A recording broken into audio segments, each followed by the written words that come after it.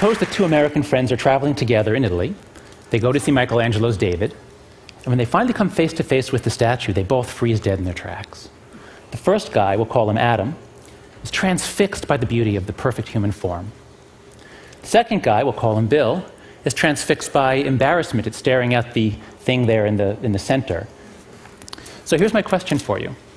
Which one of these two guys was more likely to have voted for George Bush, which for Al Gore? I don't need to show of hands because we all have the same political stereotypes. We all know that it's Bill. And in this case, the stereotype corresponds to a reality. It really is a fact that liberals are much higher than conservatives on a major personality trait called openness to experience. People who are high on openness to experience just crave novelty, variety, diversity, new ideas, travel. People low on it like things that are familiar, that are safe and dependable. If you know about this trait, you can understand a lot of puzzles about human behavior. You can understand why artists are so different from accountants. You can actually predict what kinds of books they like to read, what kinds of places they like to travel to, and what kinds of food they like to eat. Once you understand this trait, you can understand why anybody would eat at Applebee's, but not anybody that you know.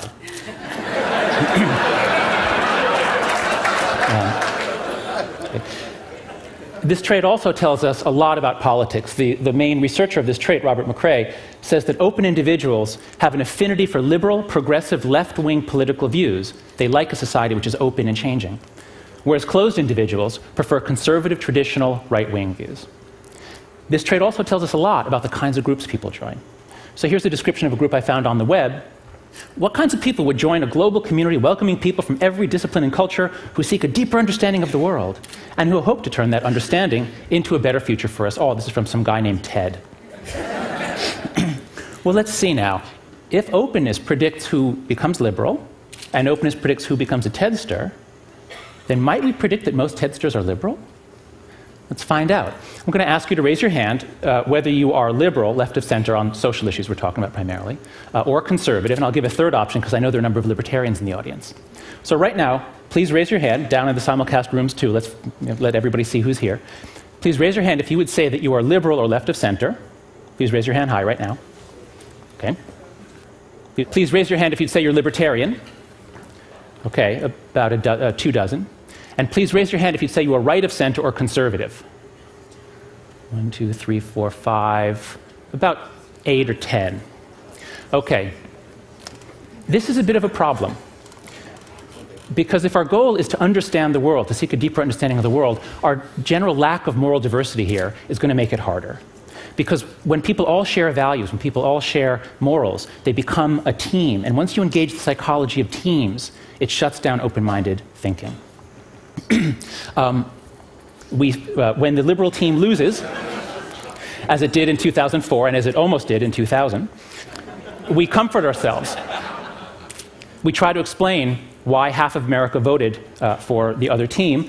We think they must be blinded by religion or by simple stupidity.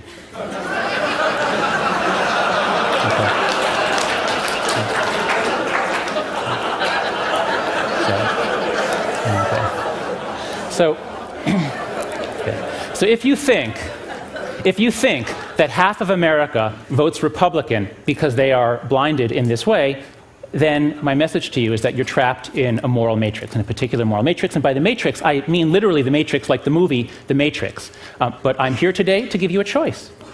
You can either take the blue pill and stick to your comforting delusions, or you can take the red pill, learn some moral psychology, and step outside the moral matrix. Now, because I know... Okay, I assume that answers my question. I was going to ask you which one you pick, but no need. You're all high in openness to experience, and besides, it looks like it might even taste good, and you're all epicures. So anyway, let's go with the red pill. Let's study some moral psychology and see where it takes us. Let's start at the beginning. What is morality, and where does it come from? The worst idea in all of psychology is the idea that the mind is a blank slate at birth. Developmental psychology has shown that kids come into the world already knowing so much about the physical and social worlds, and programmed to make it really easy for them to learn certain things and hard to learn others. The best definition of innateness I've ever seen, this just clarifies so many things for me, is from the brain scientist Gary Marcus. He says, the initial organization of the brain does not depend that much on experience. Nature provides a first draft, which experience then revises. Built-in doesn't mean unmalleable. It means organized in advance of experience. Okay, so what's on the first draft of the moral mind? To find out, my colleague Craig Joseph and I read through the literature on anthropology, on cultural variation and morality, and also on evolutionary psychology, looking for matches. What are the sorts of things that people talk about across disciplines, that you find across cultures, and even across species? We found five best matches, which we call the five foundations of morality. The first one is harm-care. We're all mammals here. We all have a lot of neural and hormonal programming that makes us really bond with others, care for others, feel compassion for others, especially the weak and vulnerable, gives us very strong feelings about those who cause harm. This moral foundation underlies about 70% of the moral statements I've heard here at TED. The second foundation is fairness, reciprocity. There's actually ambiguous evidence as to whether you find reciprocity in other animals, but the evidence for people could not be clearer. This Norman Rockwell painting is called The Golden Rule, and we heard about this from Karen Armstrong, of course, as the foundation of so many religions. That second foundation underlies the other 30% of the moral statements I've heard here at TED. Third foundation is in-group loyalty. You do find groups in the animal kingdom, you do find cooperative groups, but these groups are always either very small or they're all siblings. It's only among humans that you find very large groups of people who are able to cooperate, join together into groups, but in this case, groups that are united to fight other groups. This probably comes from our long history of tribal living, of tribal psychology. And this tribal psychology is so deeply pleasurable that even when we don't have tribes, we go ahead and make them because it's fun. Okay. Sports is to war as pornography is to sex. We get to exercise some ancient drives. The fourth foundation is authority respect. Here you see submissive gestures from two members of very closely related species. But authority in humans is not so closely based on power and brutality as it is in other primates. It's based on more voluntary deference and even elements of love at times. The fifth foundation is purity, sanctity. This painting is called The Allegory of Chastity. But purity is not just about suppressing female sexuality. It's about any kind of ideology, any kind of idea that tells you that you can attain virtue by controlling what you do with your body, by controlling what you put into your body. And while the political right may moralize sex much more, the political left is really doing a lot of it with food. Food is becoming extremely moralized nowadays. And a lot of it is ideas about purity, about what you're willing to touch or put into your body. I believe these are the five best candidates for what's written on the first draft of the moral mind. I think this is what we come with, at least a preparedness to learn all of these things. But as my son Max grows up in a liberal college town, how is this first draft going to get revised? And how will it end up being different from a kid born 60 miles south of us in Lynchburg, Virginia? To think about cultural variation, let's try a different metaphor. If there really are five systems at work in the mind, five sources of intuitions and emotions, then we can think of the moral mind as being like one of those audio equalizers that has 5 channels where you can set it to a different setting on every channel. And my colleagues Brian Nozick and Jesse Graham and I made a questionnaire, which we put up on the web at www.yourmorals.org. And so far, 30,000 people have taken this questionnaire, and you can too. Here are the results. Here are the results from about 23,000 American citizens. On the left, I've plotted the scores for liberals. On the right, those for conservatives. In the middle, the moderates. The blue line shows you people's responses on the average of all the harm questions. So as you see, people care about harm and care issues. They give high endorsement of these sorts of statements all across the board. But as you also see, liberals care about it a little more than conservatives. The line slopes down. Same story for fairness. But look at the other 3 lines. For liberals, the scores are very low. Liberals are basically saying, no, this is not morality. In-group authority, this stuff has nothing to do with morality, I reject it. But as people get more conservative, the values rise. We could say that liberals have a kind of a 2-channel or 2-foundation morality. Conservatives have more of a 5-foundation or 5-channel morality. We find this in every country we look at. Here's the data for 1,100 Canadians. I'll just flip through a few other slides. The UK, Australia, New Zealand, Western Europe, Eastern Europe, Latin America, the Middle East, the East Asia, and South Asia. Notice also that on all of these graphs, the slope is steeper on in-group authority purity, which shows that within any country, the disagreement isn't over harm and fairness. Everybody, I mean, we debate over what's fair, but everybody agrees that harm and fairness matter. Moral arguments within cultures are especially about issues of in-group authority purity. This effect is so robust that we find it no matter how we ask the question. In one recent study, we asked people to suppose you're about to get a dog, you picked a particular breed, you learned some new information about the breed. Suppose you learn that this particular breed is independent-minded and relates to its owner as a friend and an equal. Well, if you're a liberal, you say, hey, that's great, because liberals like to say, fetch, please.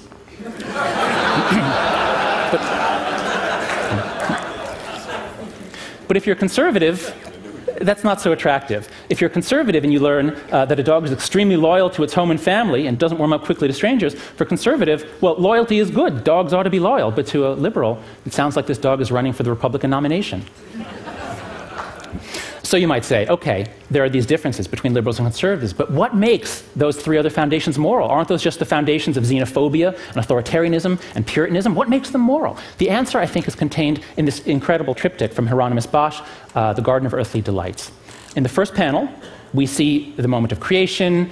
All is ordered, all is beautiful, all the people and animals are doing what they're supposed to be doing, where they're supposed to be. But then, given the way of the world, things change. We get every person doing whatever he wants with every aperture of every other person and every other animal. Some of you might recognize this as the 60s. But the 60s inevitably gives way to the 70s, where the cuttings of the apertures hurt a little bit more. Of course, Bosch called this hell. So this triptych, these three panels, portray the timeless truth that order tends to decay, the truth of social entropy. But lest you think this is just some part of the Christian imagination where Christians have this weird problem with pleasure, here's the same story, the same progression, told in a paper that was published in Nature a few years ago, in which Ernst Fehr and Simon Gachter had people play a commons dilemma, a game in which you give people money, and then on each round of the game, they can put money into a common pot, and then the experimenter doubles what's in there, and then it's all divided among the players. So it's a really nice analog for all sorts of environmental issues, where we're asking people to make a sacrifice, and they themselves don't really benefit from their own sacrifice, but you really want everybody else to sacrifice, but everybody has a temptation to free ride. And what happens is that at first people start off reasonably cooperative. This is all played anonymously. On the first round, people give about half of the money that they can, but they quickly see, you know what, other people aren't doing so much, so I don't want to be a sucker, I'm not going to cooperate, and so cooperation quickly decays from reasonably good down to close to zero. But then, and here's the trick, Fehr and Gachter said on the seventh round, they told people, you know what, new rule, if you want to give some of your own money to punish people who aren't contributing, you can do that.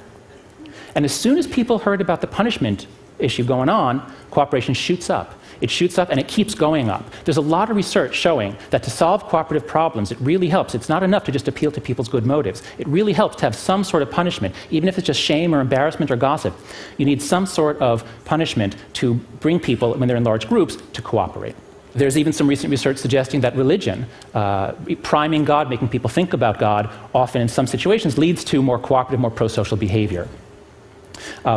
Some people think that religion is an adaptation evolved both by cultural and biological evolution to make groups to cohere, in part for the purpose of trusting each other and then being more effective at competing with other groups. I think that's probably right, although this is a controversial issue. But I'm particularly interested in religion, in the origin of religion, and in what it does to us and for us, because I think that the greatest wonder in the world is not the Grand Canyon. The Grand Canyon is really simple. It's just a lot of rock and then a lot of water and wind and a lot of time, and you get the Grand Canyon. It's not that complicated. This is what's really complicated, that there were people living in places like the Grand Canyon, cooperating with each other, or on the savannas of Africa, or on the frozen shores of Alaska. And then some of these villages grew into the mighty cities of Babylon and Rome and Tenochtitlan. How did this happen? This is an absolute miracle, much harder to explain than the Grand Canyon. The answer, I think, is that they used every tool in the toolbox. It took all of our moral psychology to create these cooperative groups. Yes, you do need to be concerned about harm, you do need a psychology of justice, but it really helps to organize a group if you can have subgroups, and if those subgroups have some internal structure, and if you have some ideology that tells people to suppress their carnality, to pursue higher, nobler ends. And now we get to the crux of the disagreement between liberals and conservatives. Because liberals reject three of these foundations. They say, no, let's celebrate diversity, not common in-group membership. They say, let's question authority, and they say, keep your laws off my body. Liberals have very noble motives for doing this. Traditional authority, traditional morality can be quite repressive and restrictive to those at the bottom, to women, to people that don't fit in. So liberals speak for the weak and oppressed. They want change and justice, even at the risk of chaos. As this guy's shirt says, stop bitching, start a revolution. If you're high on openness to experience, revolution is good, it's change, it's fun. Conservatives, on the other hand, speak for institutions and traditions. They want order, even at some cost, to those at the bottom. The great conservative insight is that order is really hard to achieve, it's really precious, and it's really easy to lose. So, as Edmund Burke said, the restraints on men, as well as their liberties, are to be reckoned among their rights. This was after the chaos of the French Revolution. So once you see this, once you see that liberals and conservatives both have something to contribute, that they form a balance on change versus stability, then I think the way is open to step outside the moral matrix. This is the great insight that all the Asian religions have attained. Think about yin and yang. Yin and yang aren't enemies. Yin and yang don't hate each other. Yin and yang are both necessary, like night and day, for the functioning of the world. You find the same thing in Hinduism. There are many high gods in Hinduism. Two of them are Vishnu, the preserver, Shiva, the destroyer.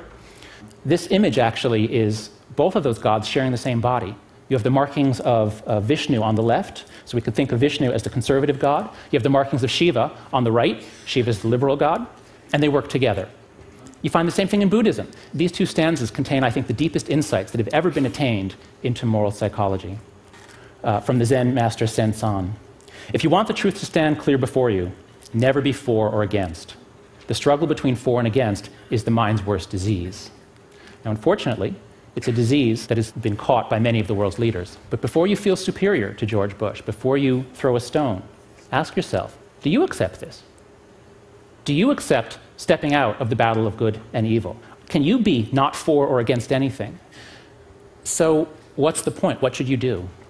Well, if you take the greatest insights from ancient Asian philosophies and religions and you combine them with the latest research on moral psychology, I think you come to these conclusions, that our righteous minds were designed by evolution to unite us into teams, to divide us against other teams, and then to blind us to the truth. So, what should you do? Am I telling you to not strive? Am I telling you to embrace Sen-san and stop with this struggle of for and against? No, absolutely not. I'm not saying that. This is an amazing group of people who are doing so much, using so much of their talent, their brilliance, their energy, their money to make the world a better place, to fight wrongs, to solve problems.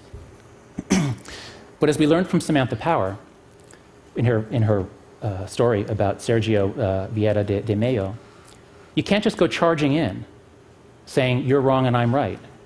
Because as we just heard, everybody thinks they are right. A lot of the problems we have to solve are problems that require us to change other people.